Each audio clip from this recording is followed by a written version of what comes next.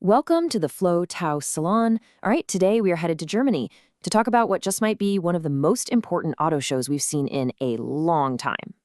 So we're talking about the IAA Mobility, but you probably just know it as the Munich Auto Show. And listen, this is not just some run-of-the-mill industry get-together. This is the main event. It's the big battleground for Europe's auto industry, and it all goes down right in the backyard of legacy giants like BMW, Audi, and Mercedes. And it's safe to say the world was paying attention. I mean, the show totally smashed its old attendance records. We're talking more than 500,000 people showing up to see what's next in the world of cars. So, what exactly did they all come to see? Was it just about checking out some shiny new models? Nope, not even close. People came because they knew they were going to witness something, well, something much, much bigger. What they really came to see was a complete shakeup of the car world as we know it. A high-stakes showdown where the grand prize is, well, it's the future of driving itself. Now, to really get a grip on what went down, we're going to break down a new media intelligence report from Meltwater. These folks are experts at tracking online buzz. For this study, they analyzed global media conversations from late August to mid-September 2025. They were looking at everything to figure out which brands actually stole the show and got people talking. Okay, so let's set the stage. The theme of this battle, it was electric. Absolutely electric. From the second the doors opened, it was obvious. You heard some whispers about saving the good old combustion engine, but honestly, the sheer number of new EVs on the floor made one thing crystal clear. The electric wave isn't just coming, it's a full-on tsunami. And guess who was leading that charge? An absolutely massive force coming from the east. Yeah, Chinese brands showed up in Munich, and they weren't there just to make an appearance. They came to take over. Their game plan was pretty brilliant, actually, a powerful three-part strategy. First up, just a tidal wave of brand new cars. Second, a huge push on tech, going right after the biggest complaints people have about EVs. And third, and this is key, they're not just shipping cars over anymore. Oh no, they're making a serious commitment to localization, building factories, R&D centers, the whole shebang, right there in Europe. Let's look at an example, XPeng's new P7. This thing wasn't just a minor update, it was a full-blown statement piece. It's built on this advanced 800-volt platform, promising ridiculously fast charging and a crazy 820-kilometer range. I mean, think about that. That's over 500 miles on one charge. Wild. And you can bet this kind of technology really split opinions online. On one side, you had people who were genuinely hyped, saying things like, I really hope the new P7 comes to Germany. If it does, I'll definitely be one of your new customers. But then on the other side, you still have that die-hard skepticism with comments like, if it's electric, it's garbage. It just goes to show you the uphill battle these brands still face in winning everyone over. And their focus was laser sharp. You had BYD showing off charging tech that can get you 400 kilometers of range in like 5 minutes. Seriously, the time it takes to grab a coffee.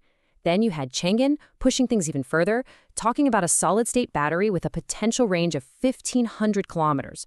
Look, this isn't just a small step forward. This is a full-on attack on the #1 fear for EV drivers, range anxiety.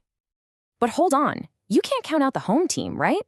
The European giants, the German titans, they weren't just sitting back and watching. No way. They came to Munich ready to fight, ready to prove that 100 years of engineering history and brand loyalty still counts for something, even in this new electric era.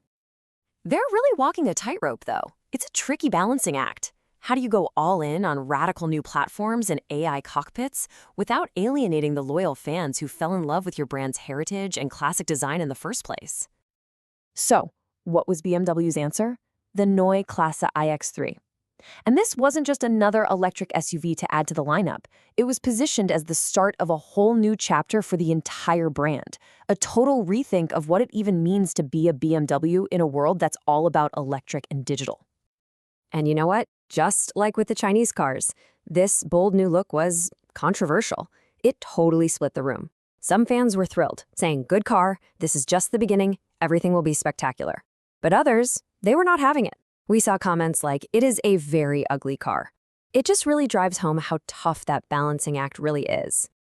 But there was one area where the European brands seemed to be on the same page, bi-directional charging. It's this idea that your car can do more than just take power, it can also give it back. Think about it. Your car could literally power your house during a blackout. BMW, Mercedes, Porsche, they were all talking about this.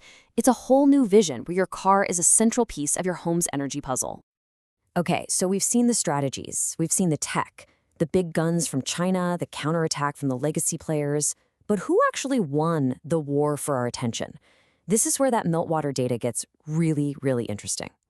So with all these amazing cars and wild technologies on display, who really managed to capture the world's imagination? When all was said and done, which brands dominated the conversation? Well, that meltwater report tracked over 94,000 online mentions about the show. That's a ton of chatter across news sites and social media. And here is the absolute bombshell from the report. Of all that online chatter that mentioned specific car brands at the show, Chinese manufacturers grabbed a jaw-dropping 46% of it. 46%! And get this, that's an 11% jump from the 2023 show. This isn't just a small change, people. This is a massive, seismic shift in the global car world. So, what are we supposed to make of all this? What does it all mean for the future? Well, it boils down to 3 big truths about the cars we'll be driving tomorrow.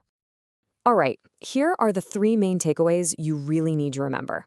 First, this whole EV transition, it's happening way faster than pretty much anyone expected.